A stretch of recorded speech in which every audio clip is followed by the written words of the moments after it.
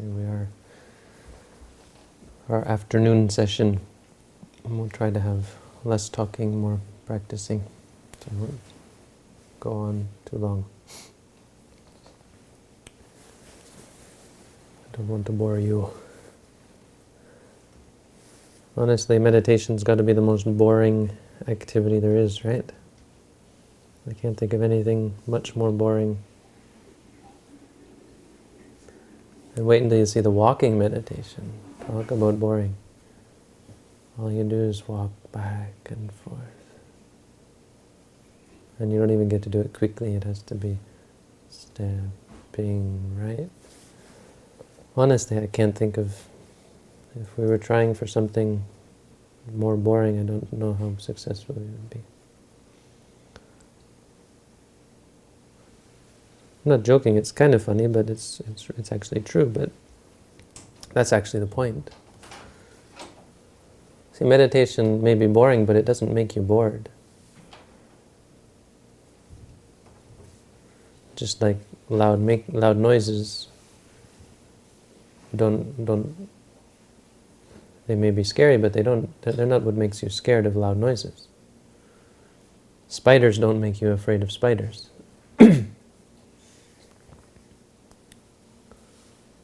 Meditation doesn't make you bored. It doesn't make you bored of meditation.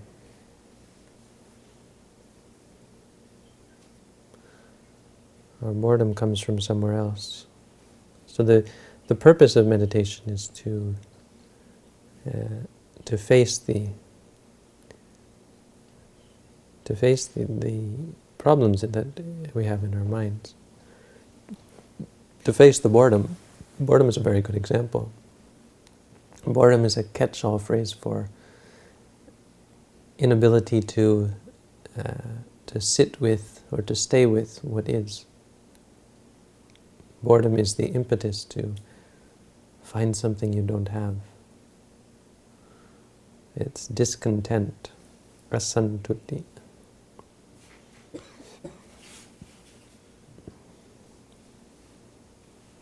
Given a person who is happy sitting still and a person who is bored and needs entertainment,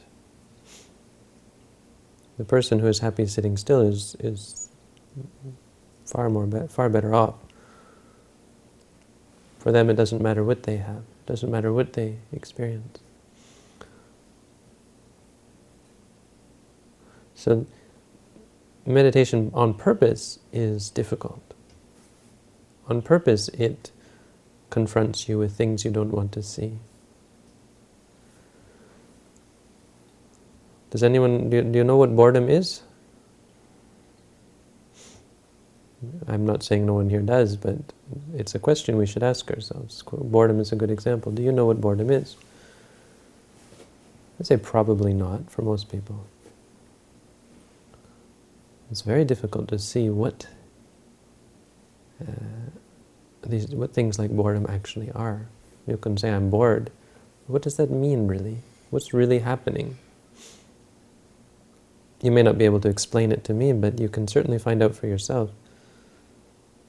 I don't need you to come back and tell me it's like this, like this, like this, but you can certainly see more than just bored. What's happening? What does it mean?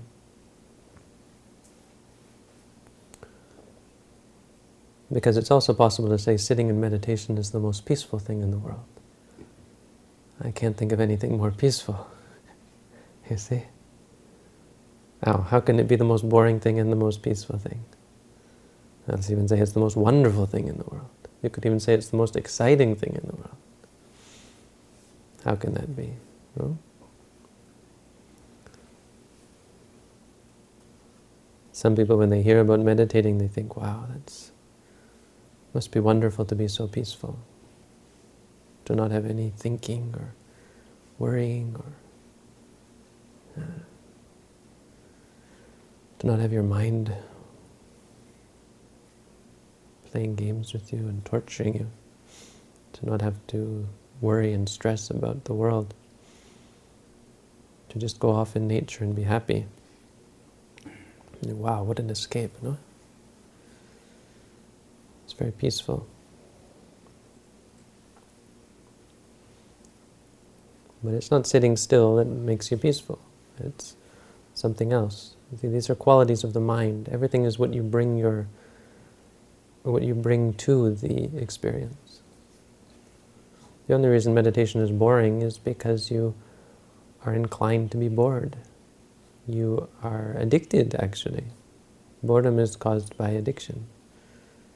What happens, I can explain basically how things like addiction happen, is you experience something, and because of the excitement that arises in it, in regards to it, the mind imprints in the brain, right? Or the mind brain. There's an imprint made somewhere, like an echo, or like a shout, let's say. And that shout has its echo. So then you'll be sitting peacefully somewhere, and hours later, and suddenly you think of that. Oh, remember that thing that made me happy? It happens, it really happens. Sit still in meditation, you'll see. Start thinking about that, yes. And you want to get it. So it starts with this echo. And if you're inclined to follow the echo, then you shout again. You go and get what you want again, and it's like another shout. And then it keeps echoing, and it gets louder and louder as you get more inclined towards it. And this is how addiction is formed.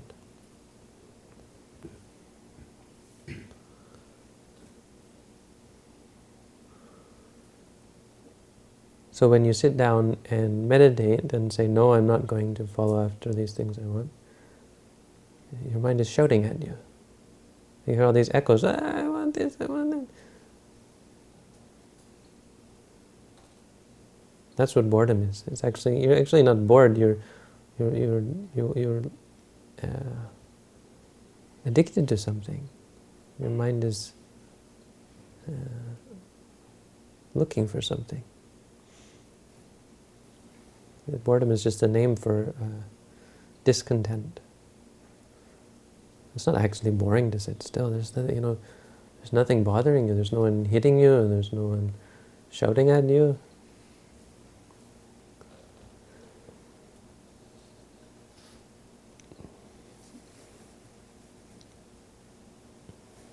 But the reason why a person meditates in peace is because their mind is at peace. Their mind is no longer shouting. They've changed this habit in the mind so that when they experience things, they don't imprint it, they don't shout.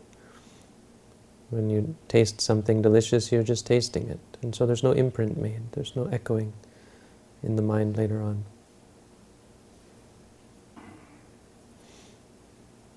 There's nothing boring intrinsically about sitting here. This should be the most wonderful thing in the world. You don't have schoolwork. You don't have a boss telling you what to do, or a husband or a wife, or children yelling at you, or parents yelling at you, friends pushing and pulling you. You don't have the stresses of society. You're not fighting in a war. Or how wonderful this is, just sitting in a room alone, sitting in a room quietly.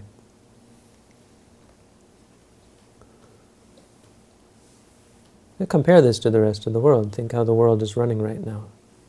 Politicians are yelling at each other and scheming, and business people are cheating each other and hoarding wealth and so on. Soldiers are preparing for war, and terrorists are plotting horrible acts. There are murderers and thieves and all sorts of evil, nasty people out there, and lots of crazy things going on. There are religious wars, there is religious fighting and plotting and scheming and lying and cheating even. People who their only reason for being religious is so that they can get people to follow them and have power and so on. But we have none of that here. I mean, I'm not trying to indoctrinate you all. I'm not here. Believe me. I'm just telling you what's going on here. I'm like the commentator. Oh, and she's sitting still. And now she's still sitting still. Oh. This is all there is.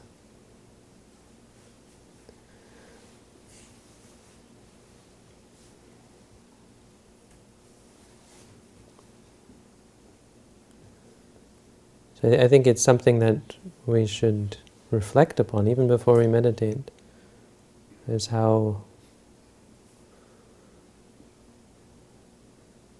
meaningless a lot of the things that we engage in the world are, how we don't need any of it. We don't, look at all of us, we may have very different ideas about what is right and wrong, we may be headed in very different directions, we may even be politically contrary to each other, and so we maybe have different religions and different beliefs, but we have none of that here. Nobody is proselytizing to anyone else.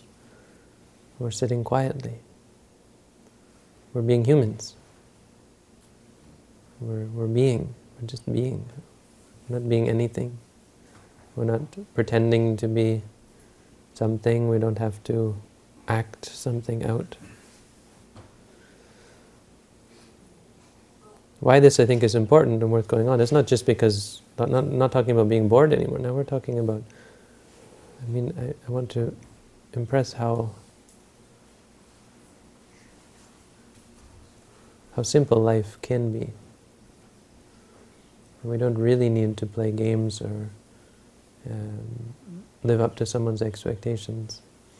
It's not likely that you can bring this situation out into the world. But it's food for thought for us to see how we can transform the world into this, how we can bring things like this to the world. Because we can. We did. Look. Look at what we did. We got, how many people here? 30 people at least. Sitting together in a room quietly together.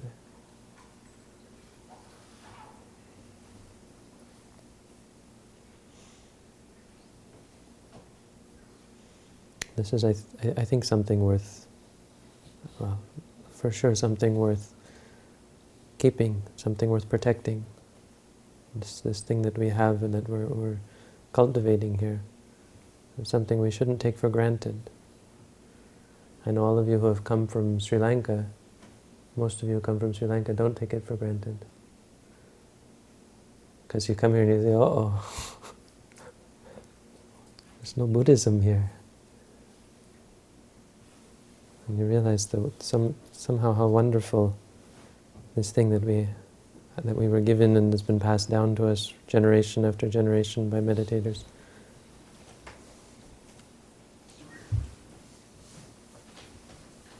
We've built this now. We're putting this together, something that is quite precious. But we have to do the work. There's no question that it's not going to come by itself. And it's not going to come just because we work to support the center or we work to organize things. It's only going to come if we ourselves meditate. The only way, and I say this from experience, not just from ideology, the only way you can protect a meditation center is if people are meditating. And you can't destroy a meditation center if people are meditating. It's a very powerful thing. The more harmonious people's practice is, the stronger it gets. I've seen what looks to be people trying to destroy meditation centers, and it's interesting to watch because they can't do it. It appears to be. I don't have proof or anything, but some of the things I've seen sort of indicated people who are maybe jealous or for whatever reason. Lots of interesting reasons. But it doesn't work. It works or it doesn't work depending on the people, depending on us.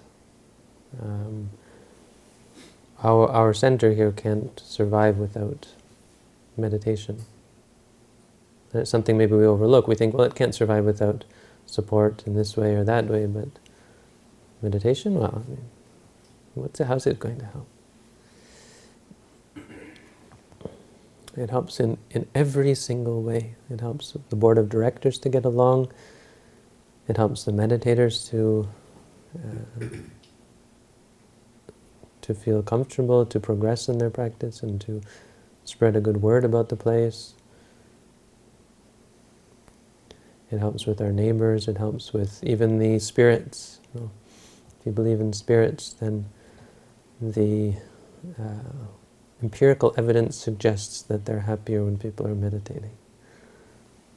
If you believe in them. If you don't believe in them, then it's all just whatever.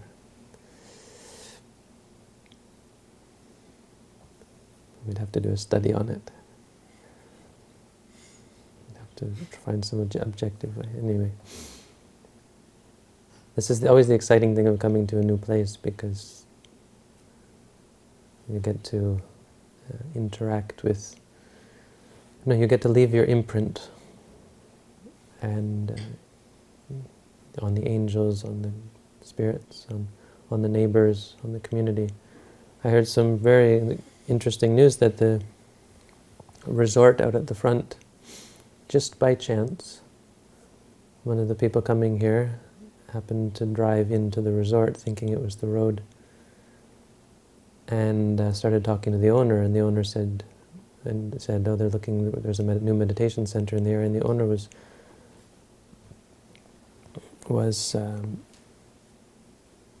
shocked and said, I've been looking for a meditation center for a long time now. She said, I was going to go far away to pay money for a course or something. Now she has one just up the road.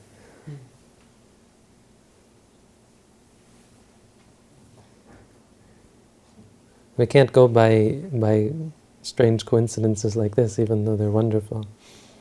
Nothing is meant to be. I don't believe in that. I believe we've worked for what we've got.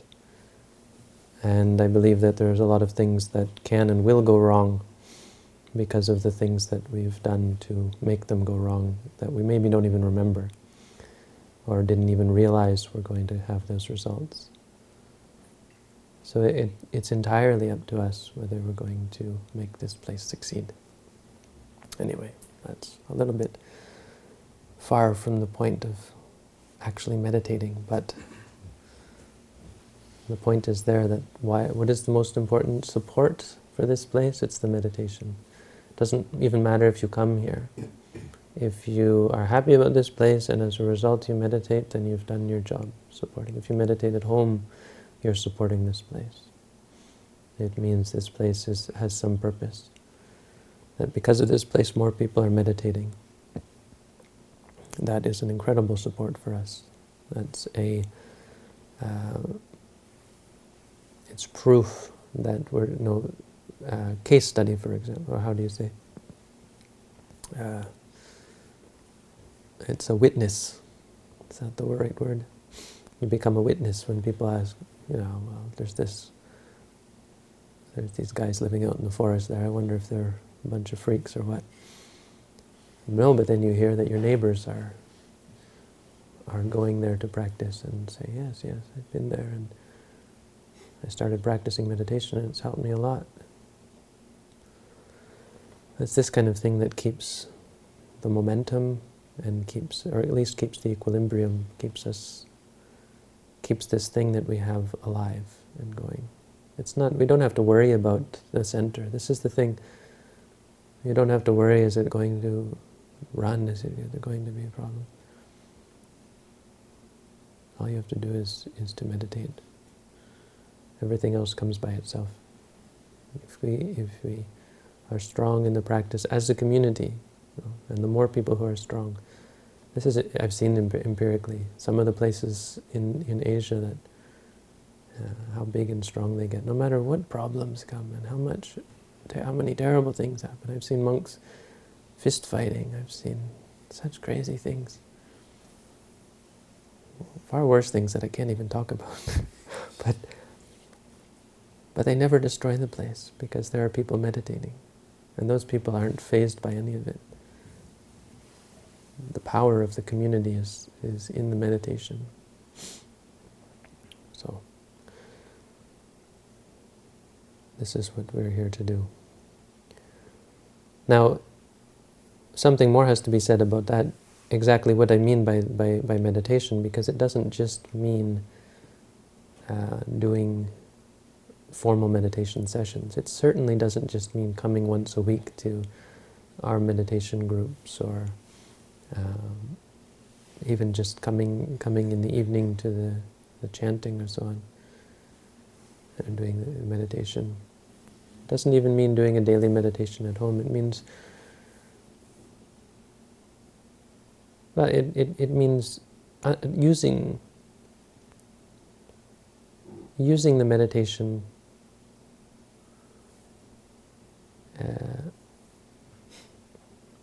as a tool. A person can sit in meditation for 1 hour, 2 hours, 3 hours, but if they're not really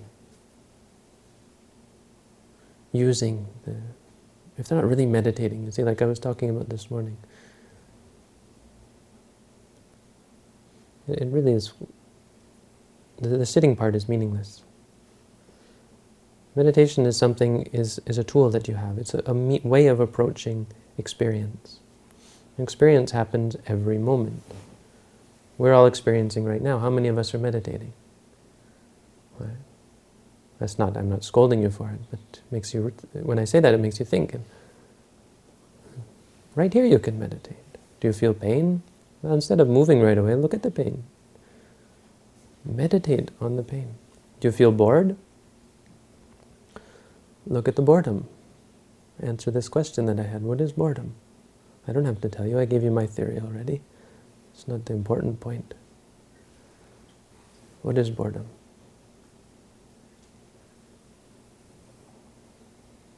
Do you feel tired? Do you feel stressed? Do you feel distracted? You're thinking too much?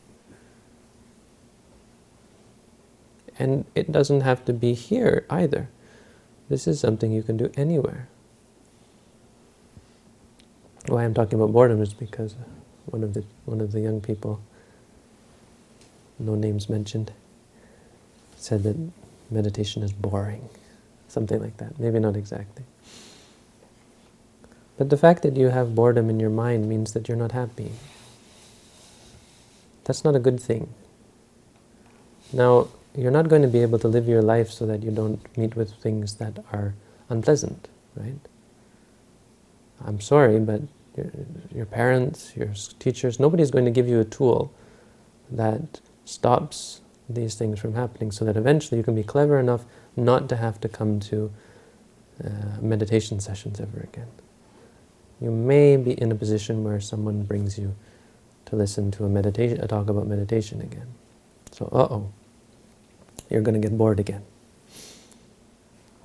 You can't escape, as I was talking about last night. You can't cover the earth with leather, but you can wear sandals. So, you can change your mind. Do you understand that, Christina? Can you cover the earth with leather? But if you could, then there'd be nothing sharp to step on, right?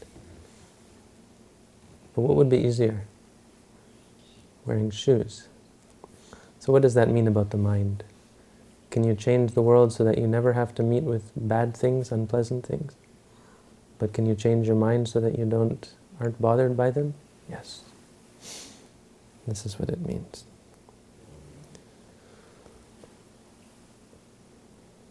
So we turn the tables on ourselves. We say, no, I understand the solution isn't to escape the situation. The solution is to overcome the situation, to neutralize it. A knot is only a thread, right? There's no difference between this when it's tied or this when it's not tied in a knot. And all of our problems are like that. I'm bored. Do you know that boredom's actually nothing? It doesn't really exist. It's just the mind. You're in pain. You're in pain is an interesting one, because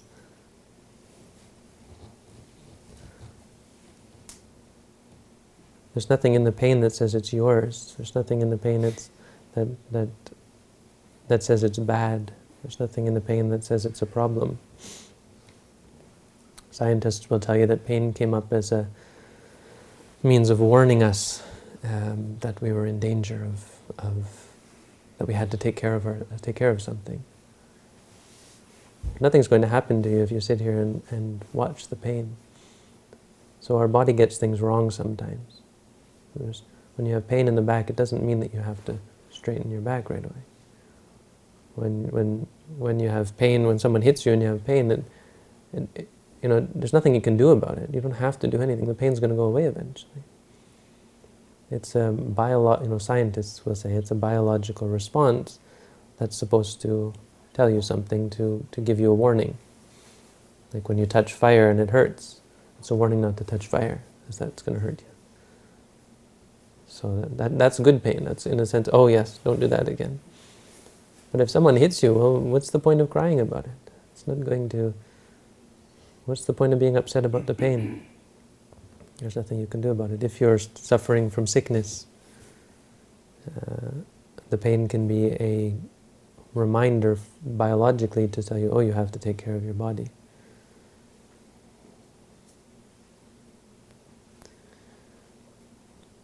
But I'm not totally convinced. A lot of the responses that would come up from pain, for example, actually aggravate the situation, right? If you have the pain and then you mess with it, right? If you have a sprain or something and you start the more you mess with it, the worse it gets. So they put you in a cast, it's better, right? If you break your bone, the pain is not going to help you. It's not going to, something you can do to fix it. It'll just make it worse. When you have pain in the back, people always want to stretch it out, which actually aggravates it. This is empirical, because when you sit in meditation and actually acknowledge it, more and more and more pain, it gets sharper and sharper, and you don't move and you start shaking, and then it disappears. I used to joke with people, my students in Thailand, they would come to Thailand to get this wonderful Thai massage. Has anyone here ever had a Thai massage? Thai massage, I've never had a Thai massage either. They're apparently one of the most painful things you can go through. And so some of my students come for Thai massages. Some of them come to train as Thai masseuses. And they'll tell me, the ones who are training will tell me that it doesn't really make the problem go away. It doesn't really solve the problem. This is why Thai masseuses don't go to business. This is why there are still Thai massage parlors. If they could really solve the problem, there would be no need for them. But they'll tell you, yeah, the person who gets the Thai massage has to come back every week. Which kind of tells you something about... it's pretty tricky.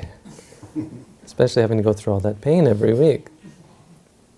So what I tell them is, this is the best Thai massage you'll ever have. Sitting still with the pain. That's a good analogy, because they don't want, they say, what are you crazy making me sit through the pain? What, are you crazy taking a Thai massage? This one actually works. Why does it work? Why does it work better than having a Thai massage? Because it has nothing to do with the body. It affects the mind. Why do you need a massage? Why are your shoulders tense? It's because of the mind, because of tension. The body doesn't get tense by itself. The mind makes the body tense. When I started meditating, my shoulders were very tense. There was incredible pain in my shoulders, and all down my back as well. You try to shift and you try. I've never had that problem since. Since after meditating, I've never had that kind of tension in my shoulders again. It really is, I don't have to, well, I suppose I do keep meditating, but the pain doesn't come back, you see. I don't need to pay money for a Thai massage. I don't need therapy.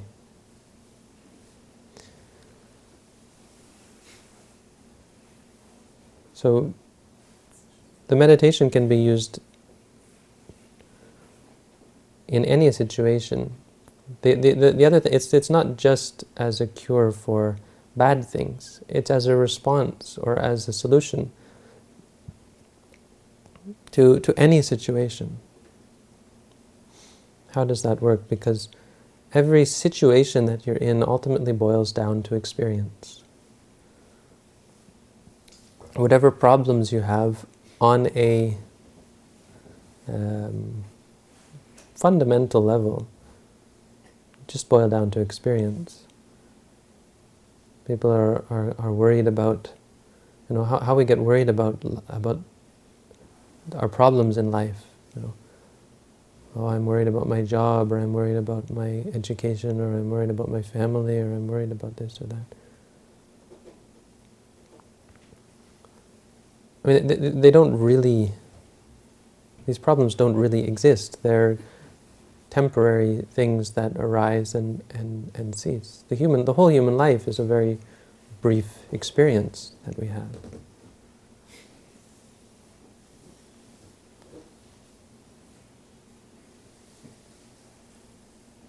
And so the idea that these are problems is misleading. It creates in us some kind of a misunderstanding about reality, and that's why we get into such a knot because of it. Why we can't solve our problems. Why we wind up worrying and stressing about so many different things and actually spoiling them. Actually we can ruin our relationships, we can ruin our careers, our education, students who burn out, employees who burn out, employers, people. This syndrome of burning out comes from spoiling things, from not seeing what's really there, from building up problems, creating problems for yourself.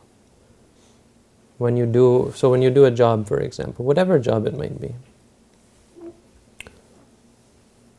it doesn't mean you sit there and you say, oh, this is experience, I'm just going to sit there and do nothing. It means that when you do it, you experience it. So you don't get upset about it, you don't get bored by it, you don't get frustrated by it, you're not worried about it. None of these things help you get your job done. It's a fallacy. People think that stress helps you study, for example. I'm sure I've read studies that say otherwise, but it's absurd to think that somehow stress could make your mind more receptive to information. Stress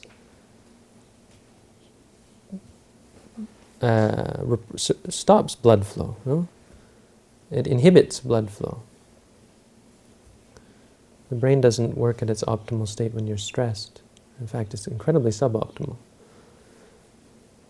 I'm going to tell the story that I've told 1,000 times.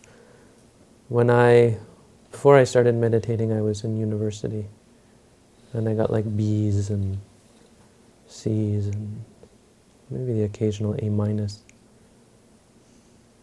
which wasn't bad, it was all passing. But then I went away to meditate, and I came back to the university. And I'll never forget that year. I really was in a zone with the meditation. I had 11 courses in 1 year, and I got 9 A+, 1 A, and an A- for the whole year. I was in a class with Sanskrit. Half the people dropped out. And I think only a few of us passed the course. I got like a 95, something like that. It's not bragging, it was so easy when the mind was not stressed. I went into the Sanskrit exam like, okay, this is fun. Other people were so afraid they were going to fail, which certainly doesn't increase your chances or help your chances.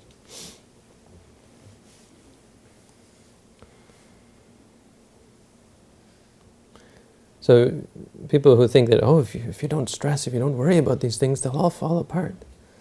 It's actually a fallacy. It's a misunderstanding of reality, both of what is real and of how we should interact with that reality. That stressing doesn't actually make your problems better, it increases your problems, it multiplies them. When you're worried about something, you get caught, you get hooked into it. And you wind up fretting with it. Well, look at how people deal with their children. When you worry about your children, if you watch, well, as I do from the outside, parents who worry about their children and are always poking their children and prodding their children and worried that my child is going to turn out bad, they're the more often the ones that turn out bad. It's almost, you could say, a self-fulfilling prophecy. Lao Tzu said, when you're frying a fish, you don't poke it. Life is like this. The more you flip the fish and poke it and prod it, it eventually falls apart. I don't know why he used a fish, but fish are kind of like that. Life is like that. Life is a dance. You can't force life. Everything inside us and in the world around us is uncontrollable, non-self. This is the meaning. It's impermanent. It's incapable of satisfying you. You can't cling to it and say, that's going to satisfy me, that's going to be my happiness. The more your happiness depends on impermanent things, the more suffering you have. So, meditation is something that we have to bring into these situations. We have to bring into our lives. Right now. Right now, are you mindful? Do you know what's going on inside? What's going on inside? Don't tell me. Ask yourself. You see, there's some things you didn't realize. You didn't even know what you were doing. Mind wanders. And we think that's cool. We think that's fine. Your mind wanders and you get to zone out for a while. Until you actually look and see what's going on and you realize, oh, this is a cause for quite a bit of stress for me. This is why I'm tired. This is why I'm burnt out. You realize that actually awareness, clarity of mind is actually more peaceful. It's funny, we're always taught that the best thing is if you could just lie around all day and do nothing. That would be the best. It's actually not. It's actually incredibly stressful. If you've ever tried lying around, people in hospitals, for example, oh, it's horrible having to lie there for days. But that's exactly what we think. We want to do, just let me lie around and do nothing all day. It's terrible. We think that if you didn't have any responsibilities, everything would be fine, because most of our responsibilities turn out to be inconsequential. And the only responsibility we really have is to know what we're doing, to be aware in this situation. So this meditation that we're doing today should just be a training so that we can take it into our lives and use it when things go bad and use it when things go good, so that we don't get upset about the bad and we don't get attached to the good, so that we're free from the bonds to things, the requirement or the need for things, the need for certain experiences, so that our happiness doesn't depend on this or that, so that we can fly free like a bird without any need for anything, without clinging or depending on anything. Anisito viharati. We can dwell in the world independent. Natya kinchi loke upadhyati. Not clinging to anything in the world. This is what the meditation is. So these 4 things that I taught you this morning, kaya, vedana, citta, dhamma, don't forget them. Take them with you, and I guarantee that they are the core of practical Buddhism. Body, being mindful of the body, feelings, and thoughts, and emotions, and senses, being mindful of all these things. Use this tool that has now been ratified by the business world as well. They say, oh, it works. That you can just remind yourself, pain, or if you're unhappy, unhappy. If you're sad, say sad, sad. We now have people saying in the business world that this works. It makes you more productive, they say. And it certainly does. Once you have an objective awareness of things, all of your problems untie themselves as though they were never there.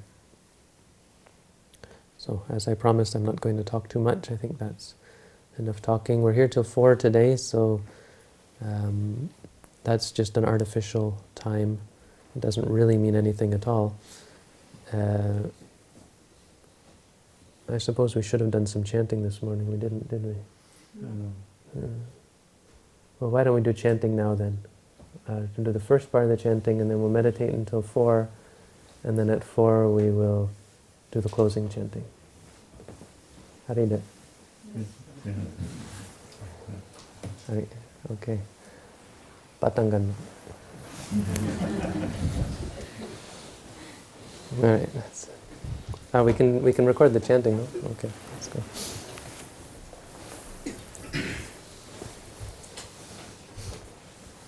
We should light some. Do we have Buddha Puja? Do we have the? Can someone make something?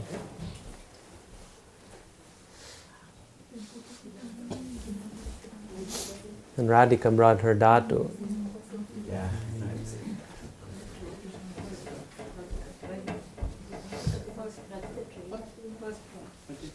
For this 5 minutes, you can hit it. No, we don't need to. It's YouTube. People are happy because it's like reality TV. Live from, no, not live.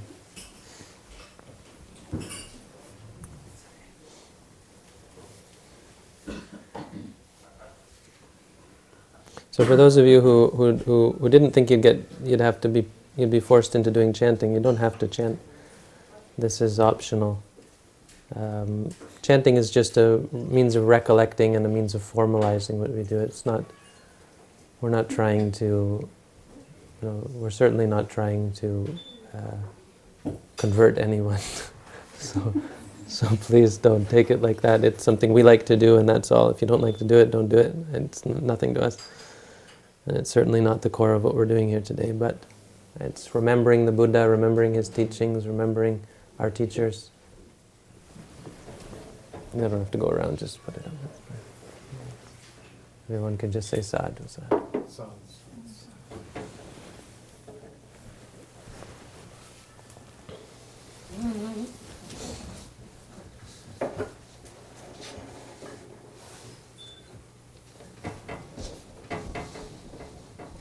Another thing about the chanting is it's a means of dedicating merit, which we'll do at the end.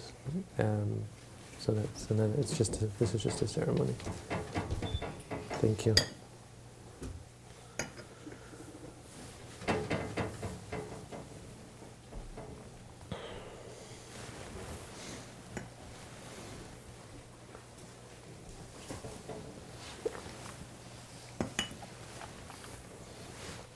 Sadhu, sadhu, sadhu.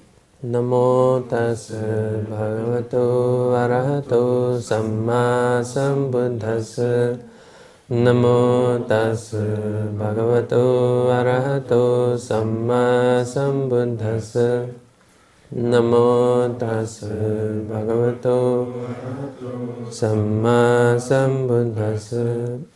Iti piso bhagava arahang samma sambuddho vijja charana sampanno sugato lokavido anuttaro purisa dhamma sarati satta deva manussanang buddho bhagavati buddhang jivitang yavanibbanang saranang gacchami ye ja buddha atita ca ye ja buddha anagata paccupanna ca ye buddha hang vandami sabbada nati me saranang anyang buddho me saranang varang เอเตนะสัจวัจเจนะโหตุเมจยมังกลังอุตตมังเกนะวันเดหังปาดปังสุวรุตตมังกาลิโตโดโสบุญโธกรมตุตังมะมังสวากาโตภะคะวะตาธัมโมสันทิฏฐิโกอะกาลิโกเอหิปัสสิโกโอปนัยโกปัจจัตตังเวทิตัมโบวินยูหิติธัมมังจีวิตังยาวนิมบานังสารนังกัจฉามิเยจะธัมมาอทิตาเจเยจะธัมมานาคตาปัจจุปันนาเจเยธัมมาหังวันดามิสัมปดานาทิเมสารนังอัญญังธัมโมเมสารนังวรังเอเตนะสัจวัจเจนะโหตุเมจยมังกลังอุตตมังเกนะวันเดหังธัมมัญจติวิตังวรังธัมเมโยกาลิโตโดโสธัมโมกัมมตุตังมะมังสุปฏิปันโนภะคะวะโตสาวกสังโฆอุจุปฏิปันโนภะคะวะโตสาวกสังโฆญาณปฏิปันโนภะคะวะโตสาวกสังโฆสามีจิปฏิปันโนภะคะวะโตสาวกสังโฆยะลิดังจัตตาริปุริสยุกานิอัตถปุริสปุงกลาเอสะภะคะวะโตสาวกสังโฆอาหุเนโยปาหุเนโยดักขิเนโยอัญจลิกรณีโยอนุตตรังปุญญเขตังโลกัสสติสังฆังจีวิตังยาวนิมบานังสารนังกัจฉามิเยจะสังฆาอติตาเจเยจะสังฆาอนาคตาปัจจุปันนาเจเยสังฆาหังวันดามิสัมปดานาทิเมสารนังอัญญังสังโฆเมสารนังวรังเอเตนะสัจวัจเจนะโหตุเมจยมังกลังอุตตมังเกนะวันเดหังสังฆโยกาลิโตโดโสสังโฆกัมมตุตังมะมังวันดามิเจติยังสัพพังสัมปทานิสุปฏิทติตังสารีริกธาตุมหาโบธิงบุตตรูปังสกลังสดายัสสมุเลนิสินโนวะสัมบาริวิจยังอกาปัตโตสัมปัญญุตังสัทธาวันเดตังโบธิปาดปังอิเมเอเตมหาโบธิโลกนาเตนะปุจิตาอหัมปิเตนะมัสสามิโบธิราชานะมัตตุเตปัตมังโบธิปัลลังกังดุติยัญจะอนิมมิสังตติยัญจังคัมมนังเสตังจตุตังรัตนากรังปัญจมังกัจจปาลัญจมุจลินเดนะจัตตมังสัตตมังราชายตนังวันเดตังมุนิเสวิตังกันนสารปดิตเตนะดีเปนะธรรมดังสินาติโลกดีปังสัมบุญทังปุจยามิธโมนุดังปุเจมิบุญทังกุสุเมนะเนนะปุญเยนะเมเตนะลบามิโมกขังปุปปังมิลายาติยตาอิดัมเมกายโยตถายาติวินาศสุกันดังสีตลังกัปปังปสันนะมดุรังสุบังปาณิยเมตังภะคะวาปฏิกันหาตุมุตตมังอดิวาเสตุโนบันเตปาณิยังปริกัปปิตังอนุกัมปังอุปาดาย